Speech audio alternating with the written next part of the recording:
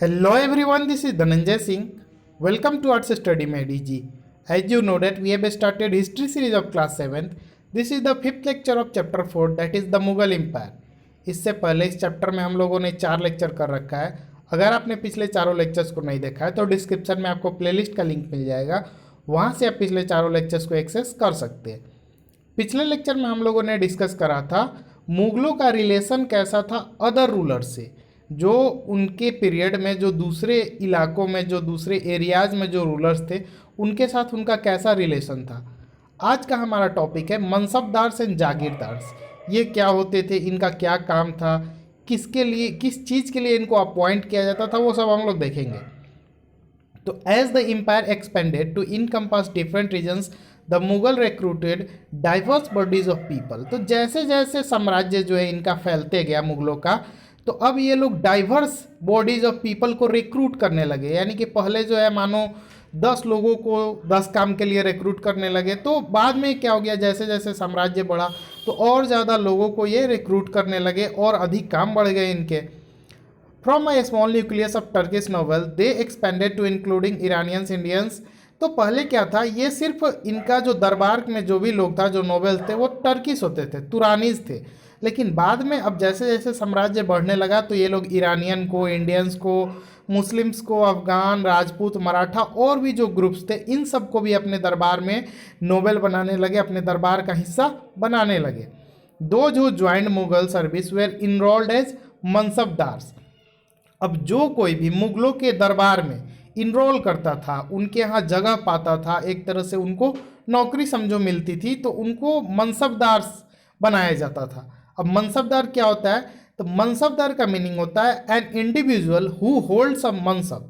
यानी कि एक ऐसा व्यक्ति जिसके पास मनसब हो, जिसको मनसब मिला हो या जो मनसब को होल्ड करता हो, मनसब पे उसकी पकड़ हो।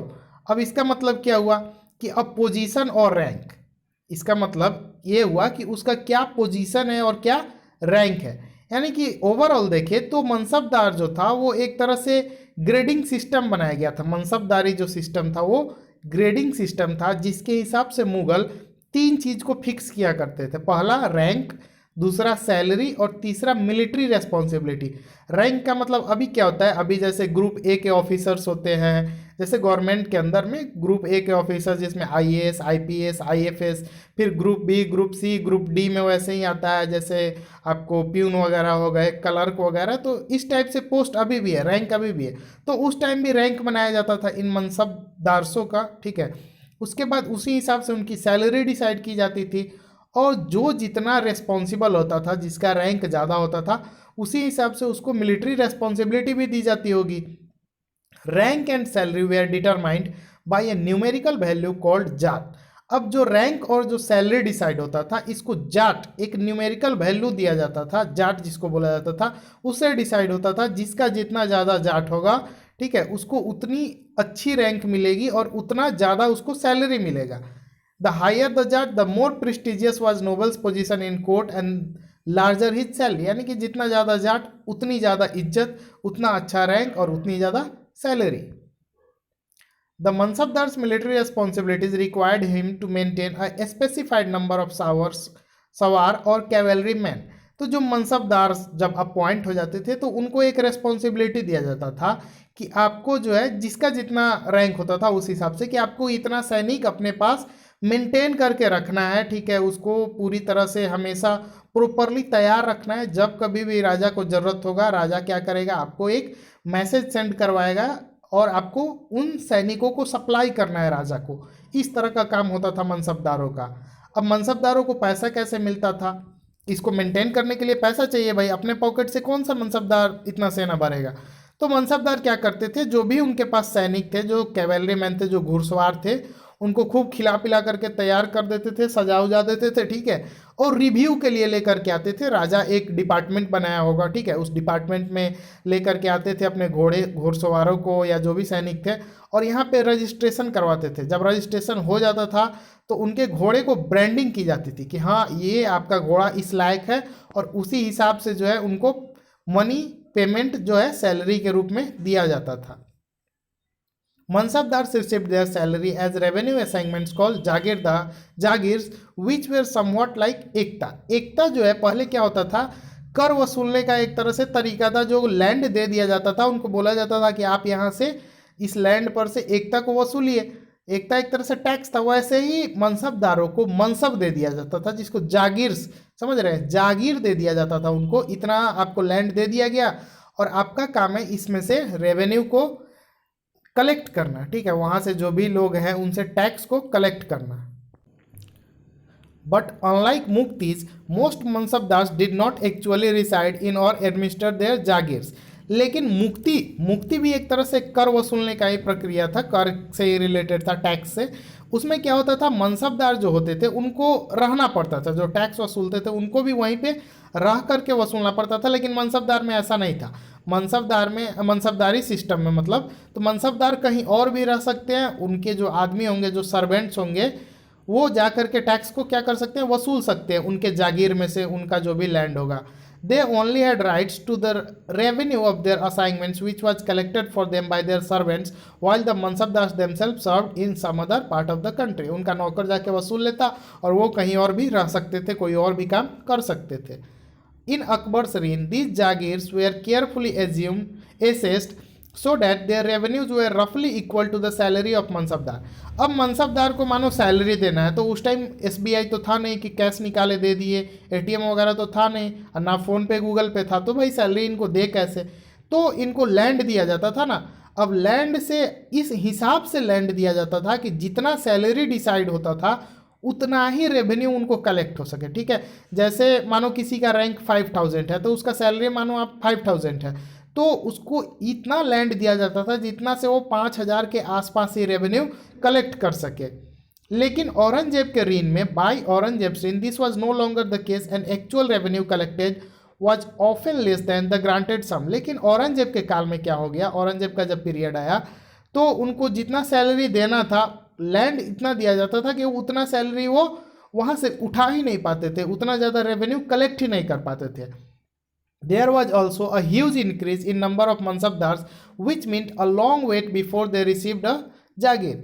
इसके पीरियड में, औरंगजेब के पीरियड में जागीर्स का जो संख्या है, सॉरी, मनसबदार्स का संख्या काफ़ी ज़्यादा बढ़ गया। अब मनसबदार बढ़ेंगे तो जागीर तो उतना ही था। तो अब एक मनसबदार के हिस्से में जागीर क्या होगा, कम होगा। इससे क्या हो गया, उनका कलेक्शन भी, रेवेन्यू भी कम होने लगा। These and other factors created a shortage in the number of जागीर। इन सब कारणों से जो है जागीर में कमी हो गई। As a result, many जागीरदार्स tried to extract as much revenue as possible while they had a जागीर। अब इसका नतीजा ये हुआ कि जो मनसबदार थे अब उनको जागीर कम दिया जाने लगा। आगे हम बताएंगे कि जागीर कम कैसे हो गया। तो अब जागीर कम हो गया, मानो एक मनसबदार पहले 1 एकड़ से अपना रेवेन्यू कलेक्ट करता था, बाद में वही मनसबदार को अगर आधा एकड़ दे दिया जाए तो वो तो चाहेगा ना कि वो जितना 1 एकड़ से कलेक्ट करता था उतना वो आधा एकड़ से कलेक्ट करे। तो अब वो दोगुना रेवेन्यू लोगों से ज़बरदस्ती कलेक्ट करेगा। ये होने लगा औरंगजेब के पीरियड में। और औरंगजेब जो है unable to control this developments in last year of his reign and the peasantry therefore suffer tremendously. Aurangzeb जो है इन सबको कंट्रोल करने में अनेबल रहा, सक्षम नहीं रहा, और इससे जो है जो किसान थे, जो मजदूर थे, उनको काफ़ी ज़्यादा परेशानियों का सामना करना पड़ा औरंगजेब के काल में। यहाँ पे एक फिगर है, एक मनसबदार जो है अपने सवार्स के साथ जो है जा रहा है एक मार्च पे, माने कहीं जा रहा होगा, किसी इलाके से गुजर रहा है। यहाँ पे एक फिगर दिखाया गया है जिसमें डिटेल्स दिखाया गया है। एक मिनिएचर पेंटिंग जो है शाहजहाँ के रीन का है, ठीक है, from Shah Jahan reign, depicting corruption in his father administration. तो शाहजहाँ के काल में, ठीक है, उसके पिता के एडमिनिस्ट्रेशन में कैसे करप्शन होता था उसको दिखाया गया। पहले फिगर में एक करप्ट ऑफिसर है जो घूस ले रहा है, और दूसरे फिगर में नीचे वाला जो फिगर है उसमें एक टैक्स कलेक्टर है जो टैक्स वसूलते थे, ठीक है, वो कैसे मजदूरों को पनिश कर रहे हैं, पीजेंट्स को पनिश कर रहे हैं, उसको दिखाया गया है। अब जाट की रैंकिंग कैसे होती थी, तो ये तो हम लोग पहले से ही जानते हैं कि nobles with a zat of 5000 were ranked higher than those of 1000। अब जिनका रैंक 5000 है वो 1000 रैंक वाले से तो अच्छे रैंक पे होंगे, ये तो आपको कॉमन सेंस की बात है। In Akbar's reign there were 29 mansabdars with a rank of 5000 zat. तो अकबर के काल में 29 मनसबदार थे जिनका रैंक, जिनका जो जाट था वो 5,000 से ऊपर था, ठीक है, या 5,000 था। लेकिन औरंगजेब के रीन में क्या हुआ, मनसबदारों की संख्या क्या हो गई, 79 हो गई। अब जब मनसबदार बढ़ेंगे तो उनका जागीर कम हो जाएगा ना। अब सोचिए, पहले 10 मनसबदार रहे हैं, एग्जाम्पल के लिए 10 मनसबदार थे और अकबर के पास 10 एकड़ की जागीर थी, तो सारे मनसबदार को वो एक एक एकड़ की जागीर देगा। अब 10 के जगह सीधा अगर 40 मनसबदार हो जाए तो अब जागीर का क्या हो जाएगा, 1/4 हो जाएगा ना, 4 गुना बढ़ेगा, तो जागीर में भी तो 4 गुना कम हो जाएगा हिस्सा। तो इस तरह से अकबर के काल में अब सैलरी तो उतना ही देना है, तो इस तरह से परेशानी होने लगा। और इस हिसाब से जो है जितना ज़्यादा मनसबदार हो गए अब उतना ज़्यादा खर्चा भी बढ़ने लगा।